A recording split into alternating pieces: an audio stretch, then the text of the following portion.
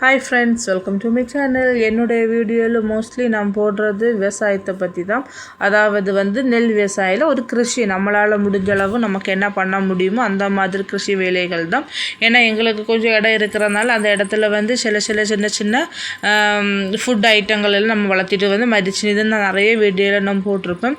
அந்த மாதிரி கொஞ்சமாയിട്ടുள்ள விவசாயங்கள் பண்ணிகிட்ருக்கோம். அதில் ஒன்று தான் இது பிளாக் பெப்பர் பிளான்டேஷன் ஆகும். இதில் இது ஒரு 10 மரம் போலெல்லாம் இந்த மாதிரி கொடிகள் வளர்ந்துருக்குது. இது வேறு எதுவுமே கிடையாது. ஒரு வாட்டி வளர்த்து விட்டாலே போதும், அதுக்கப்புறம் ஆட்டோமேட்டிக்காக அதிலே கொடி போல் படர்ந்து, அதாவது ஒரு மரத்தில் கொடி போல் அப்படியே படர்ந்து இருக்கும். இது கீழ்ப்பகுதியில் நமக்கு பறிக்க முடியும், மேலே இருக்கிறதெல்லாம் பறிக்க முடியாது. ஏன்னா ரொம்ப அது ஏணி போட்டு தான் படிக்கணும். கொஞ்சம் பொறுமையான வேலை. ஏன்னா நம்ம ஒரு வாட்டி பறித்தாலே பாக்கியெல்லாம் கீழே விழுந்துடும்.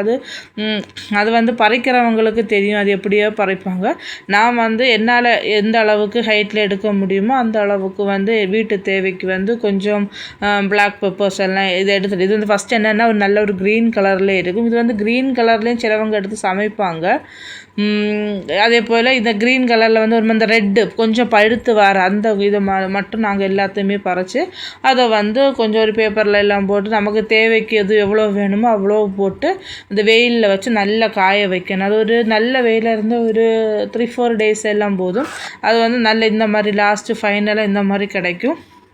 இதை நமக்கு பவுட்ரு வேணால் பவுட்ரு ஆக்கலாம், அல்லைங்க இந்த மாதிரி போட்டு வேணாலும் நமக்கு நம்மளுடைய தேவைக்கு போல் நம்ம எடுத்தால் போதும்.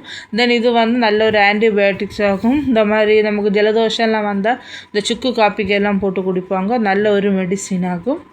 பிடிச்சிருந்தால் லைக் பண்ணுங்கள்.